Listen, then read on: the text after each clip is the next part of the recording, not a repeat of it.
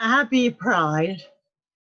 This is what I used to say every June to our legion of friends, old and new, when we were in every New York Pride parade for years.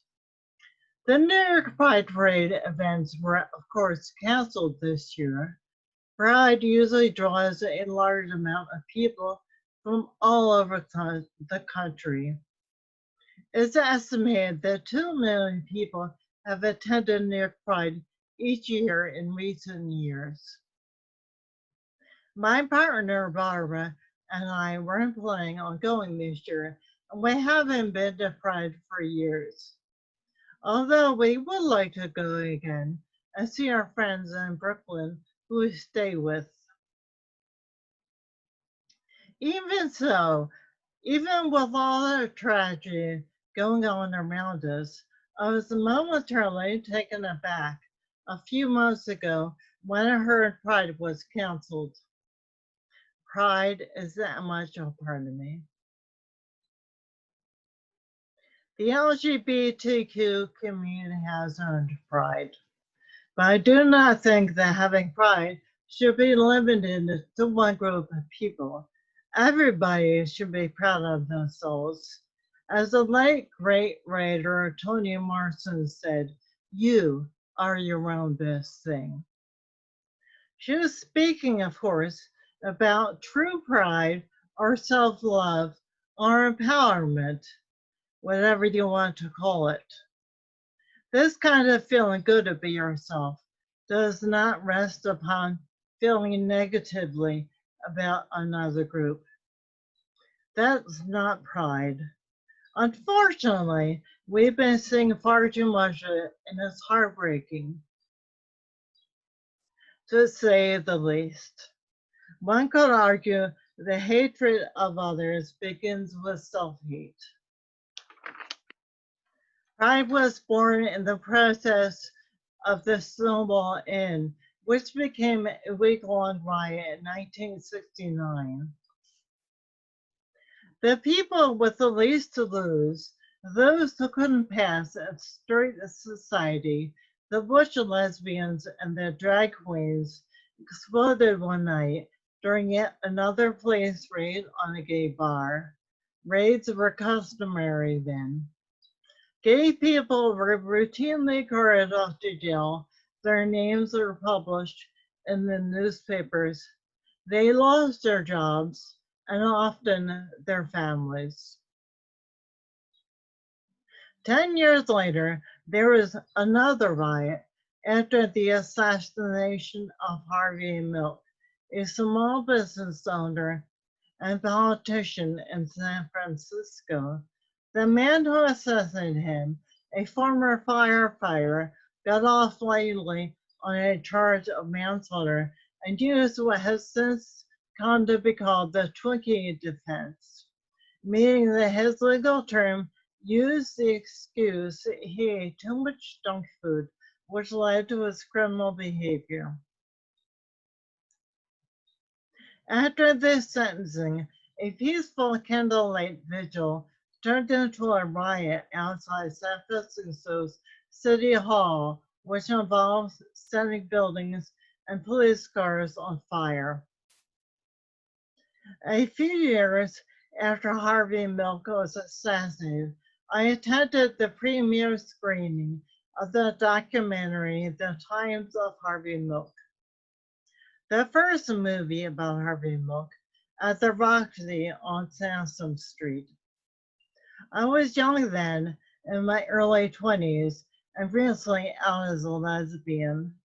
I still remember sitting in the dark theater and listening to the crying of those around me, mostly gay men. Those riots, and there are others too, were before my time, but they're a part of my history. My partner and myself have lived in the Airy section of Philadelphia for a long time. We've had our problems with homophobia, even here in liberal Mount Airy. But for the most part, we have been met with acceptance, and that's the way it should be. Of course, we should have equality. All people should have equality. This acceptance, no doubt, is why I sometimes take LGBTQ rights for granted. These days, I'm probably more excited about going to a plant-based diet, which I did last fall for health reasons. When I found out that this diet has a favorable effect on the planet, I was even more jazzed. I've long been in favor of cultivating the earth, not just because it is the right thing, but because it is interesting. I'm a second generation organic gardener, and I like bees. And I like planting bee balm and lavender and other plants bees like.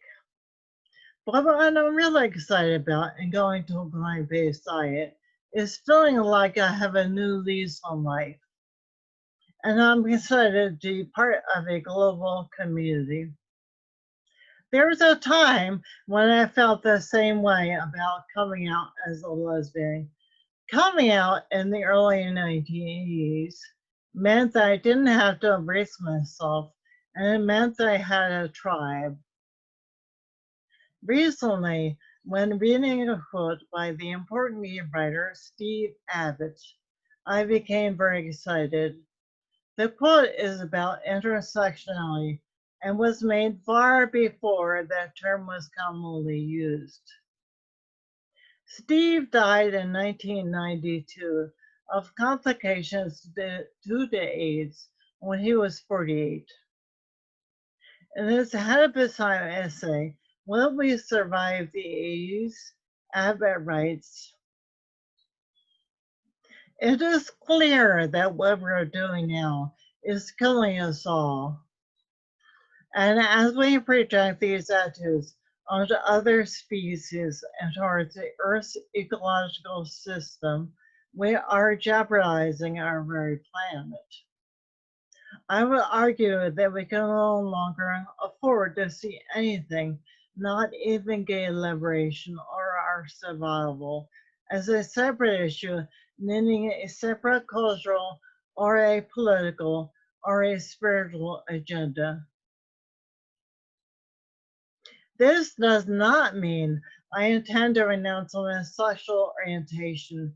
Far from it. Even in times of sadness or loneliness, it remains my greatest source of strength and joy. As I read Beautiful Aliens, a Steve Abbott reader, edited by Jamie Townsend and published recently, I was reminded that we all have our stories and that we were all forged in fire. In 1992, I was at a writing program in Boulder, Colorado, when I was scheduled to have a one-on-one critique session with Steve Abbott. He was at the program, but had to leave early because he was sick with full-blown AIDS. Nearly 30 years later, a review copy of his book showed up in my mailbox. I did not know it was being published, and I had not requested it.